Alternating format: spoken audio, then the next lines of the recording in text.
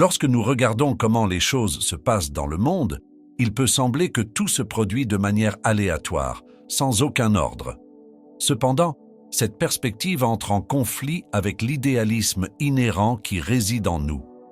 Souvent, cela conduit à un sentiment de désespoir, alors que nous nous voyons comme de simples spectateurs impuissants dans le théâtre de la vie.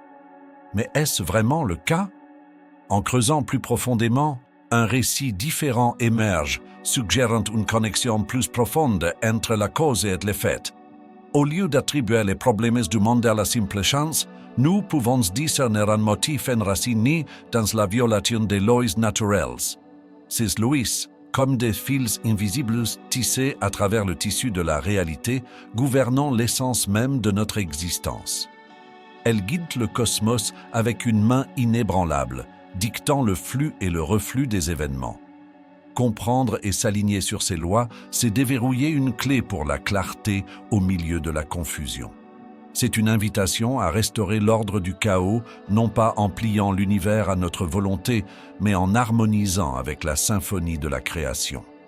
Nos conditions actuelles, loin d'être des accidents arbitraires, sont des résultats façonnés par les choix que nous faisons par rapport à ces principes universels. Nous devons reconnaître une vérité dans notre monde occupé. Beaucoup de nos problèmes viennent du fait de ne pas planifier à l'avance et de perdre notre sens du bien et du mal. Une civilisation devrait idéalement se tenir comme un phare de progrès, un véhicule pour l'amélioration de l'expérience humaine collective.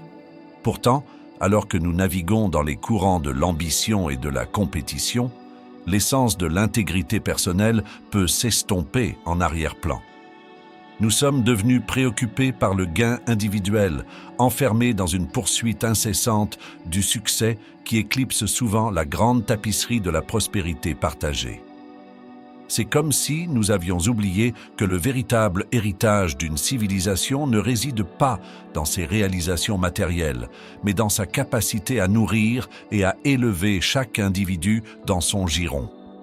Alors, le chemin pour réaliser qui nous sommes réside dans le ravivage de l'esprit d'intégrité personnelle, reconnaître notre interconnexion, se tenir unis comme les gardiens d'un plus grand dessein. Ce sont les caractéristiques d'une civilisation qui prospère sur le socle du bien-être collectif. En tissant les fils de nos ambitions dans le tissu d'une société harmonieuse, nous faisons des pas vers la compréhension non seulement de notre propre identité, mais de l'identité du monde que nous habitons. Dans ces temps incertains, nous pouvons nous interroger sur notre but dans la vie. Qu'est-ce que nous sommes censés faire dans ce monde compliqué?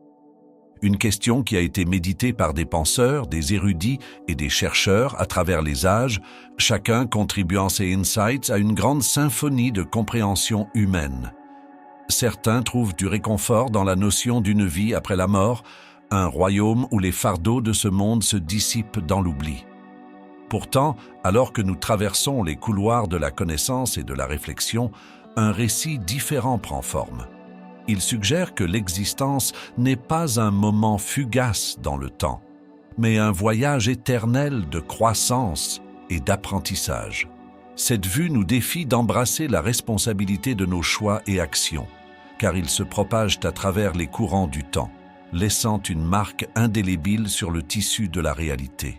Elle nous invite à nous lancer sur un chemin de contrôle éthique et de croissance personnelle, façonnant notre destin à travers le creuset des choix conscients. Et dans ce voyage, nous trouvons les fils du but qui tissent à travers le cœur même de notre être. La peur, ce spectre redoutable qui peut hanter même les cœurs les plus courageux, émerge souvent des ombres de l'inconnu. Ces vrilles enlastent nos pensées, engendrant l'anxiété et l'incertitude.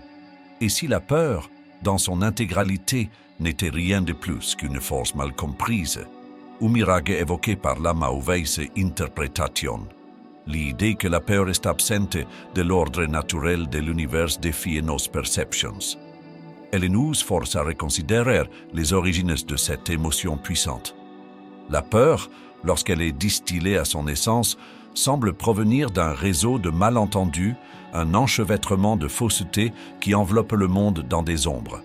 Elle trouve ses racines dans les contes de forces malveillantes et d'ennemis invisibles conspirant contre l'humanité. Mais alors que nous voyageons en nous-mêmes, alors que nous contemplons le miroir de l'autoréflexion, nous trouvons la clé pour déverrouiller les chaînes qui nous lient à l'emprise de la peur. C'est une invitation à prendre possession de nos propres faux pas, à mettre de côté le blâme que nous projetons souvent sur des entités extérieures. En tournant l'objectif vers l'intérieur, nous dévoilons le chemin vers la libération, nous libérant du cycle de négativité que la peur perpétue souvent.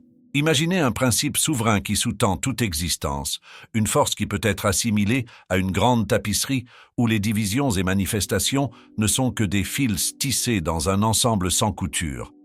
Ce principe, qu'on l'appelle Dieu, la vie ou l'esprit infini, sert de toile sur laquelle se déroule le chef-d'œuvre de la réalité. Dans ce panorama expansif, chaque fil possède une bonté inhérente, contribuant à l'harmonie du tout. Et pourtant, alors que nous entrons dans ce monde, notre perception est voilée. Nous n'arrivons pas avec une compréhension complète de l'unité qui lie toutes choses. Au lieu de cela, nous sommes chargés d'une mission profonde, déployer progressivement notre conscience, monter l'escalier de la vertu à travers le choix personnel. Ce monde, dans sa complexité et son énigme, devient une sorte d'école, un royaume où les voyageurs de dévoilement est guidés par la quête des puretés. C'est un chemin qui nous invite à embrasser des disciplines qui purifient notre essence, des pratiques alimentaires aux exercices qui sculptent nos vaisseaux physiques. Et dans ce processus progressif de purification, nous nous rapprochons du cœur de notre existence, dévoilant les mystères qui enveloppent notre perception. Imaginez un voyage de purification qui s'étend bien au-delà du domaine de la propreté physique. C'est un voyage qui plonge dans l'essence même de notre être, traversant les paysages de l'émotion, de l'intellect et du physique. Dans les âges passés, ce processus était exemplifié par des réglementations diététiques et des exercices qui cherchaient à cultiver un état d'harmonie intérieure. La purification, dans son essence, n'est pas un simple rituel, mais une transformation profonde qui nous rapproche de la symphonie des lois universelles. Elle nous invite à sculpter un vaisseau qui résonne avec les rythmes de la création. Un vaisseau qui peut abriter la sagesse glanée de la danse harmonieuse de l'existence. Alors que nous nous embarquons sur ce voyage, nous nous alignons avec les murmures des sages anciens qui reconnaissent l'importance de l'obéissance au plan universel et à la volonté du ciel. Dans cette danse de purification, nous nous trouvons à tisser une tapisserie de conduite morale et d'éthique puissant l'inspiration dans les annales de l'histoire. Discodis lego anciens, comme ici Louis de Hammurabi, aux principes éternels gravis dans le tissu même de la réalité, nous découvrons un chemin qui mène à l'harmonie sociétale et à la réalisation de notre potentiel inhérent. Les lois, qu'elles soient forgées par les mains des hommes ou révélées par le cosmos lui-même, jouent un rôle pivot dans la formation de notre réalité. Alors que nous regardons à travers les couloirs du temps, nous rencontrons le code d'Hammurabi, censé être divinement accordé au grand roi. Ce code, reflet des lois éternelles qui régissent l'existence, sert témoignage de l'alignement entre les lois humaines et les rythmes profonds de l'univers. Dans cette délicate entre les lois temporelles et éternelles une vérité fondamentale émergée, le législateur éternel, caractérisé par une sagesse et une bonté sans limite, se tient comme l'architecte ultime du cosmos. Servir cette vérité, se conformer aux lois de la nature, c'est embrasser un chemin qui mène à la tranquillité et à la joie. À l'inverse, se lier au mensonge et à l'ignorance, c'est semer les graines de la misère. Malgré la folie humaine, il reste encore une lueur d'espoir. L'ignorance même qui perpétue la négativité peut être transformée, alchimisée en sagesse et amour. L'avenir du monde, semble-t-il, repose sur les épaules de ceux qui osent corriger les erreurs du passé, qui osent aligner leurs actions avec les principes éternels qui guident le cosmos. Tout au long de l'histoire, Une tendance récurrente a été la quête de pouvoir et le désir de contrôler les autres, ce qui s'avère finalement être infructueux. Et pourtant, au milieu de cette poursuite incessante, une vérité retentissante résonne. Les lois de la nature sont inébranlables, insensibles aux caprices des mortels. Peu importe la grandeur de l'ambition, peu importe l'ampleur de la conquête, les lois divines qui régissent l'existence se tiennent comme des piliers immuables. C'est dans cette tapisserie de la réalité que la véritable grandeur se révèle, non dans la conquête des autres, mais dans la maîtrise de soi.